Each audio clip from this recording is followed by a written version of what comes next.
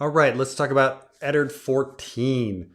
Eddard 14 is very, very short, and it is essentially the climax of the Eddard story, if not the climax of the Game of Thrones. It is the throne room scene, perhaps the most memorable scene in all of Game of Thrones. It is it's the pacing is great. It's a great climax to things, and it perhaps proves the point that plot holes don't matter, because the throne room scene, as great as it is, and the surprise, the betrayal of Littlefinger, all the things that make it such a great scene, the subversion of expectations, where you think the story is going, and then everything turns around. Nothing makes sense. Nothing makes sense in this story at this point. On very basic level, I mean, people kind of say, well, what is Eddard doing? Like, a lot of people kind of note, like, oh, is Eddard being naive? What's Eddard's plan? Eddard doesn't seem to have a plan. It's contradictory. He wants mercy for Cersei, but at the same time, he wants a vengeance against Cersei. And chapter to chapter, it's really difficult to figure out what's going on. He's really gung-ho about saving the children and protecting Joffrey, but then that immediately goes out the window, and he wants Stannis to come in and capture Joffrey as a ward and things like this. It's Ned makes no sense. And then also, if you want to say, like, the most important part of the big twist of this, the Littlefinger situation. What is Littlefinger doing? Like, Littlefinger makes no sense here, because he literally does all of this for nothing. He gets nothing out of betraying Ned. He gets zero. Now, people say, oh, well, later on he gets Harrenhal. That's for different stuff. Later on he requests, to marry Sansa, doesn't get it. He's denied. Littlefinger gets nothing and sets himself up for a situation where Tyrion is going to be marching back into power, into town. He knows the Lannisters are marching into power, and Tyrion knows what he did and should have him executed immediately. And that's just another plot hole of A Clash of Kings, how Tyrion does nothing against Littlefinger, takes no action against Littlefinger. So, I mean, and then the amount of, like, massive luck and everything to have Cersei survive with regards to the death of Robert and her strongline plan. But then another thing that is an element of this, and it comes in later with the Sansa chapter, is the uselessness of the Sansa betrayal. And in interviews, it's very clear that George R.R. Martin thought that the Sansa betrayal was a significant thing, and it just doesn't. And that's his intent. And it just logically doesn't make any sense. And Cersei even says it in A Clash of Kings that, thank goodness Sansa betrayed Ned, or else everything would have fallen apart. No, like, that Littlefinger knows everything and Sansa knows nothing. It's so. There are things very frustrating about this, because it's such an incredible climax. But again, when you examine it, this chapter makes no sense, and this whole conflict makes no sense. The characters are all just acting the way they're acting in order to get the plot to go where it goes. And yet this is also the scene that everybody falls in love with the Game of Thrones on. And so let's get into it here. I'm sorry to rant, but the great light of dawn was streaming through the window when the thunder of hoofbeats awoke Eddard Stark from his brief, exhausted sleep. He lifted his head from the table to look down into the yard. Below, men in mail and leather and crimson cloaks were making the morning ring to the sound of swords. The riding down mock warriors stuffed with straw. Ned watched Sandor Clegane gallop across the hard-packed ground to drive the iron-tipped lance through a dummy's head. Canvas ripped and straw exploded as Lannister guardsmen joked and cursed. Here, Ned is supposed to be thinking about, obviously, the butcher's boy, and that Sandor rode down, and he's supposed to be thinking about the injustice of that, and that really, on some sort of subconscious level, he's getting back he's getting revenge for that, and so Is this brave show for my benefit, he wondered. If so, Cersei was a greater fool than he'd imagined. Damned her, he thought. Why is this woman not fled? I'd given her chance after chance. So he knows that he's going to have a conflict with Cersei. He knows that she knows that there's going to be a conflict. Which makes the whole like Sansa running to her thing make no sense. Like everybody knows conflict's coming. The morning was overcast and grim. Ned broke his fast with his daughters and Septim ordained. Sansa, still disconsolate, stared, not to be consolated. Consoled, not to be consoled, still disconsolate. Stared sullenly at her food and refused to eat. But Arya wolfed down everything that was set in front of her. Syrio says we have time for one last lesson before we take ship this evening, she said. Can I, father? All my things are packed. So this other thing is that Ned is supposed to be keeping the only thing that Sansa really lets out to Cersei is the fact that the daughters were planning to be put on a ship and whisked away. But here it seems that that Arya has shared this information with Syrio. They must be packing up the ship. People know this. The other thing is that the person that's supposed to sail them is in the throne room with Ned. So again, like it makes no difference. Like Sansa's confession to Cersei, secret confession to Cersei that happens in this scene that we hear about later in the Sansa chapter, like makes no difference. George R. R. Martin's author intent is that it did. And in interviews, he's like, oh, it was really important. No, and Cersei thinks that it's really important. No, it logically does not make a difference. But continuing on. A short lesson, and make sure you leave yourself time to bathe and change. I want you ready to leave by midday. Is that understood? Taking ship in the evening, but they're ready to leave by midday? By midday, Arya said. Sansa looked up from her food. If she can have a dancing lesson, why won't you let me say farewell to Prince Joffrey? I would gladly go with her, Lord Eddard, Septim Mordain offered. There would be no question of her missing the ship. It would not be wise for you to go to Joffrey right now, Sansa. I'm sorry. I'm not sure why he hasn't had them on the ship already. And why he's letting her go to a dancing lesson and things like that. It's he's literally planning to confront Cersei like while Arya's at this dancing lesson. Sansa's eyes filled with tears. But why? Sansa, your Lord Father knows best, Septim Mordain said. You're not to question his decisions. It's not fair. Sansa pushed back from her table, knocked over her chair, and ran weeping from the solar. Septim Mordain rose, but Ned gestured her back to her seat. Let her go, Septa. I'll try to make her understand when we are safely back in Winterfell. The Septa bowed her head and sat down to finish her breakfast. It was an hour later when Grand Maester Pycelle came to Eddard Stark in his solar. His shoulders slumped, as if the weight of his great maester's chain around his neck had become too great to bear. My lord, he said, King Robert is gone. The gods give him rest. So King Robert, of course, he was. You kind of hear him dying in this previous scene, and he's given milk of the poppy, but now he's finally dead, right at this moment. No, Ned answered. He hated rest. The gods give him love and laughter and the joy of a righteous battle. It was strange how empty he felt. He had been expecting this visit, and yet with those words something died within him. He would have given all his titles for the freedom to weep, but he was Robert's hand, and the hour he dreaded had come. Be so good as to summon the members of the council here to my solar, he told Pycelle. The Tower of the Hand was as secure as he and Tomard could make it. He could not say the same for the council chambers. So, he wants everything to be safe and secure. I don't know why he's letting his daughters run off so free. My lord, Pycelle blinked. Surely the affairs of the kingdom will keep till tomorrow, when our grief is not so fresh. Ned was quiet but firm. I fear we must convene at once. Pycelle bowed. As the hand commands.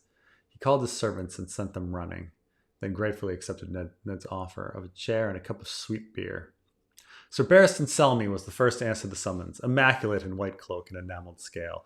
My lords, he said, my place is beside the young king now. Pray, give me leave to attend him. Your place is here, Sir Barristan, Ned told him.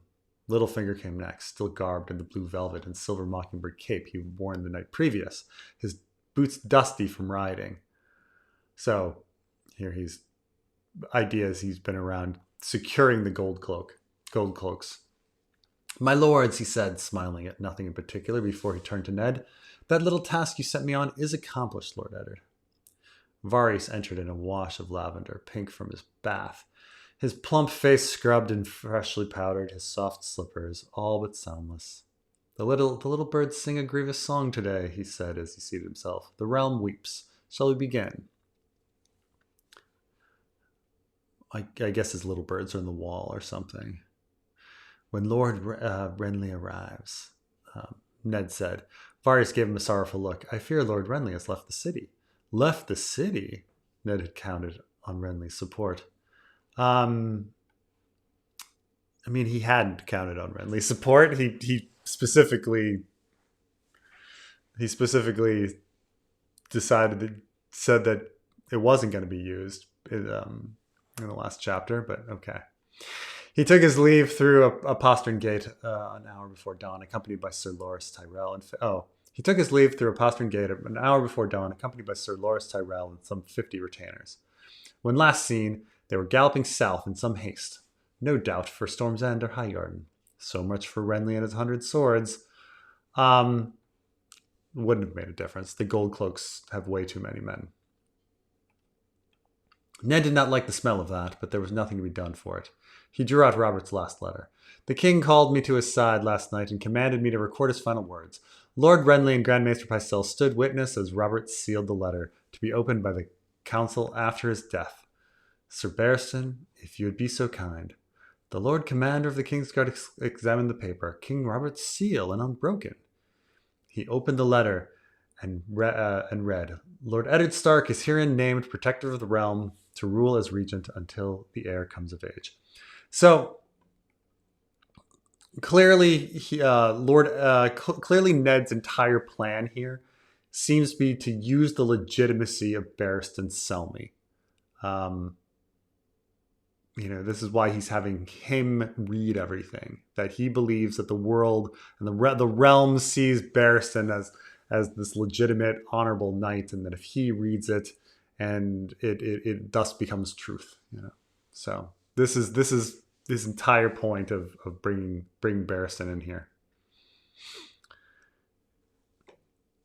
To rule the regent until the heir comes of age. And as it happens, he is of age, Ned reflected. Ned thinks this is very clever, but I don't know. Like, today, people would look at a contract and consider intent. And like when he says like the heir, clearly the king's intent was saying that this was Joffrey, So Ned's little switch of words doesn't really. I don't know if anyone would really buy it, but it doesn't mean anything anyway. In the end, it makes no difference. But he did not give voice to the thought. He trusted neither Pycelle nor Varys, and Sir Barristan was honored bound to protect and defend the boy he thought his new king. The old knight would not abandon Joffrey easily. The need for deceit was a bitter taste in his mouth, but Ned knew he must tread softly here, must keep his counsel and play the game until he was firmly established as regent. There would be time enough to deal with the succession when Arya and Sansa were safely back in Winterfell, and Lord Stannis had returned to King's Landing with all his power. I would ask this council to confirm me as Lord Protector, as Robert wished, Ned said, watching their faces, wondering what thoughts hid behind Pycelle's half-closed eyes, Littlefinger's lazy half-smile, and the nervous flutters of Varys' fingers. The door opened. Fat Tom stepped into the solar. Pardon, my lords, the king's steward insists. The royal steward entered and bowed. Esteemed lords, the king demands the immediate presence of his small council in the throne room. Ned had expected Cersei to strike quickly. The summons came as no surprise. The king is dead, he said, but we shall go with you nonetheless. Tom, assemble an escort, if you would. So, I mean, there's this idea that while Ned was doing this, Sansa had gone to Cersei and explained his plans, but it didn't really do anything. I can't logically think how Cersei's plans made a difference. I mean, how it would have changed what Cersei was doing, because Cersei knows that Ned is meeting. She knows that she has to do what she's going to do here. It's you can think it over, but nothing really makes sense. But somehow it was like really important. It was really important. George R. R. Martin wanted everyone to believe that Sansa betraying Ned here was significant, but it's just Littlefinger is already betrayed him. So I don't know. The royal steward entered and bowed. Anyway, Littlefinger gave Ned his arm to help him down the steps. Varys, Pycelle, and Sir Barristan followed close behind. A double column of men at arms in chainmail and steel helms was waiting outside the tower, 8 strong. Grey cloaks snapped in the wind as the guardsmen marched them across the yard. There was no Lannister crimson to be seen, but Ned was reassured by the number of gold cloaks visible in the ramparts and the gates. So Littlefinger's already betrayed Ned. These are all Cersei's men secretly, though Ned thinks they're hers. And again, Littlefinger receives nothing in return for any of this. What he receives in return is placing himself in the hands of the Lannisters, including Tyrion, who's going to march in as Hand eventually. I mean, he doesn't know that Tyrion's going to be Hand, but he has no reason to think that Tyrion is going to die. So it's I mean, why wouldn't Tyrion just tell his dad, tell Tywin what happened? Tywin kills Littlefinger. Why Littlefinger's doing this? I mean, I guess you just say, oh, Littlefinger's an agent of chaos. He's not supposed to make sense. But he didn't get anything out of this. Janis Slint met them at the door of the throne, door to the throne room, armored in ornate black and gold plate, with a high-crested helm under one arm. The commander bowed stiffly. His men pushed open the great oaken doors, 20 feet tall and banded with bronze. Now, of course, Janis Slint gets Harrenhal and then is immediately sent to the wall by Tyrion. The most important guy. It is establishing, confirming Lannister power here. The royal steward led them in. All hail his grace Joffrey of House Baratheon and Lannister, the first of his name, king of the Andals and the Rhoynar and the first men, lord of the seven kingdoms, protector of the realm, he sang out. It was a long walk to the far end of the hall where Joffrey awaited atop the Iron Throne. Supported by Littlefinger, Ned Stark slowly limped and hopped towards the boy who called himself king. So he's way up in all of those blades.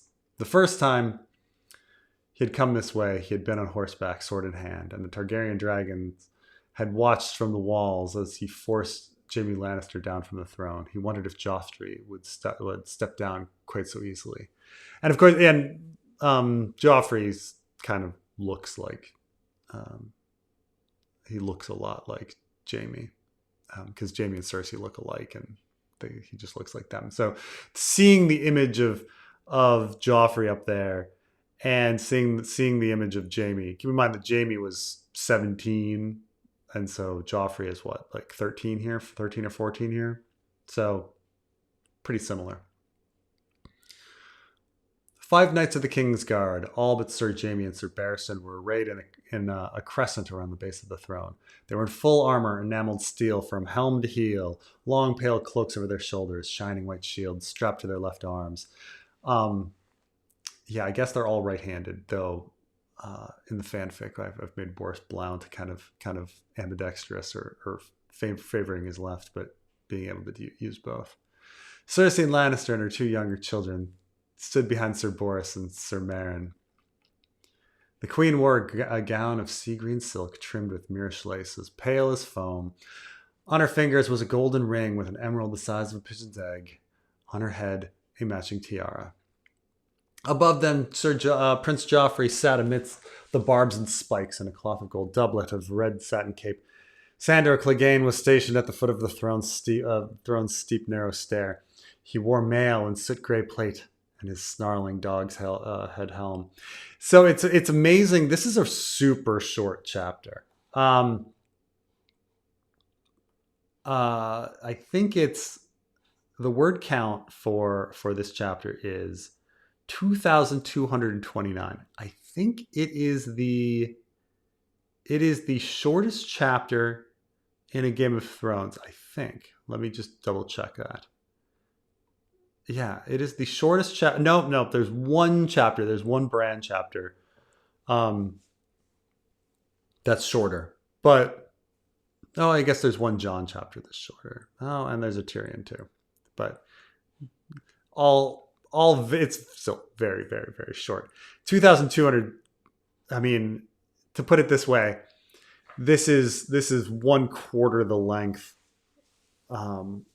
of, say, the prologue of A Clash of Kings, or something like that. It's 1/4 the length, actually 1/5 the length of the prologue of A Clash of Kings, 1/4 the length of Tyrion and Volantis, So you can kind of see that there's a lot of description here in that it's killing time. And granted, it's supposed to be tense, and so you're building the suspense, and you're building the suspense by just having descriptions here. But it's he has one thing that he needs to get done in this chapter. He needs to have Littlefinger betray Ned, but we're just kind of building up to that.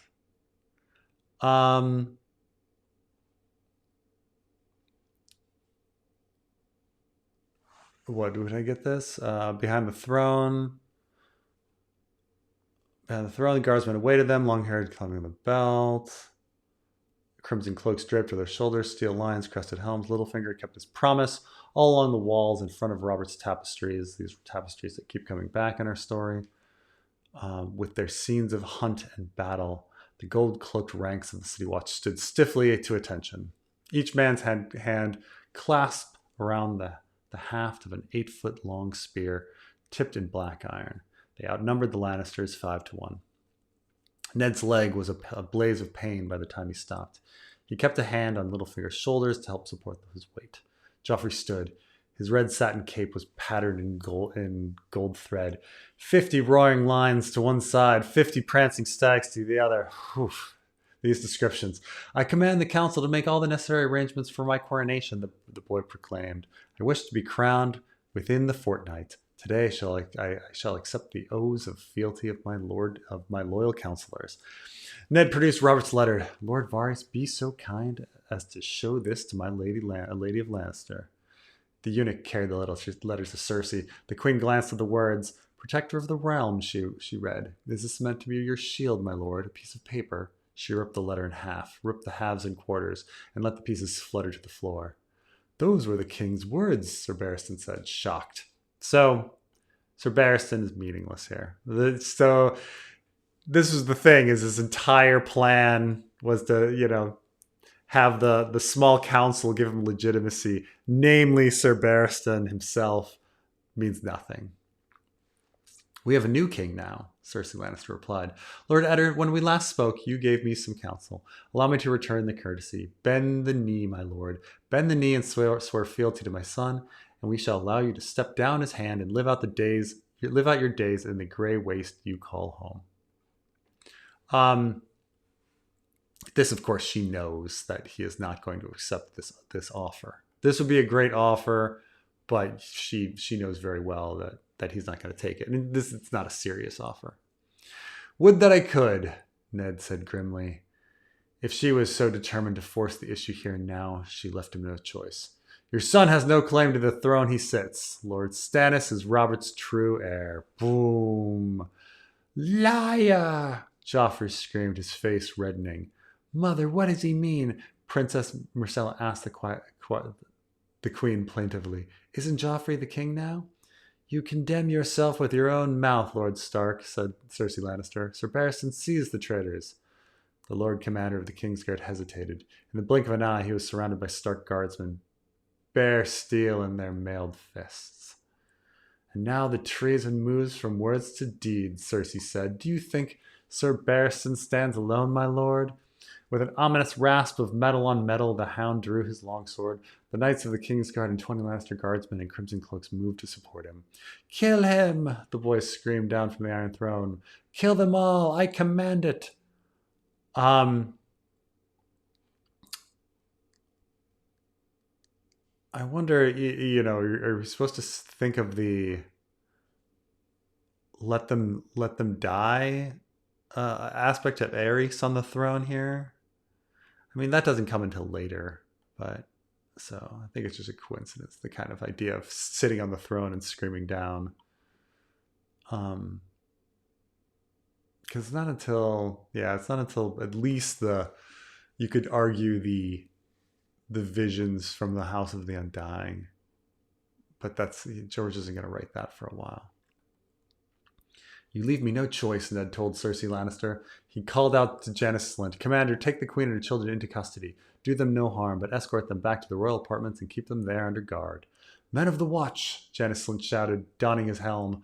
100 gold cloaks leveled their spears and closed. I want no bloodshed, Ned told the queen. Tell your men to lay down their swords, and no one need... With a single sharp thrust, the nearest gold cloak drove his spear into Tommen's back. Fat Tom's blade dropped from nerveless fingers as the wet red point burst through his ribs, piercing leather and mail. He was dead before his sword hit the floor. Ned's shout came far too late. Janos Slynt himself slashed open Varley's throat. Varley is, it's just one of the household guard that is kind of mentioned way back in like Eddard VI. Fat Tom is Tommerd is Fat Tom. Fat Tom is mentioned a lot more, obviously. Kane whirled, steel flashing, drove through the nearest spearman with a flurry of blows. For an instant, it looked as though he might cut his way free. Then the hound was on him. Sandor Clegane's first cut took off Kane's sword hand at the wrist. His second drove him to his knees and opened him from shoulder to breastbone. As his men died around him, Littlefinger slid Ned's dagger from its sheath and shoved it under his chin. His smile was apologetic. I did warn you not to trust me, you know. And that's it. I mean, it's a great ending. We find that Littlefinger is the one that betrayed him. But again, like once you really examine these events, it kind of all falls apart. I think historically this is supposed to parallel like Richard, Duke of York, and his kind of rivalry with Queen Margaret. That's a power outage there. But the and there is a point in which Richard, Duke of York, moved in, and there was a point in which he kind of moved it. Like the War of the Roses is just long, and they do all of these various things that reading through it is quite boring. But there is one point in which he does think that he has all of this political will, and he kind of marches in and he it just doesn't work out for him. He like misreads the entire moment of history. There's a point in which, let's see, Queen Margaret flees to Scotland, and so Richard, Duke of York, marches into London thinking that they're just going to name him regent, or he was actually going to be named king, and he completely misreads the political situation, and they enter the city, and they just he marches up to the throne, and no one cheers, and he misjudged the political climate, and Parliament chose a different monarch. It's just, and so I think it's just there's like, this is loosely based on that, but obviously, the situation here with Cersei's incest and violence in the throne room and things like this is completely different. But yeah, no, I mean, it's a very, very exciting chapter. It is the climax, but going through it again, you can see that it's kind of filled with a lot of descriptions because that George just needed to fill space. And when you actually think about the motivations of Ned and Cersei and Littlefinger, the main players, none of them actually make sense. Like what Ned has been doing these past chapters is contradictory. Cersei is just has a massive amount of luck to place her into where she is. Littlefinger has no motivation to do what he's doing, and there's supposedly some other things going on with Sansa that George R. Martin wanted to be important. That's just not important. So yeah, that's where we are. Anyway, that's it. I'm sure people will complain about my nitpicking on this one. It's like, I do really like this chapter, but at the same time, it's so messy. I don't know what to think of it, really. Anyway, thanks for watching. I guess next chapter is Arya. All right. Talk to you later. Bye.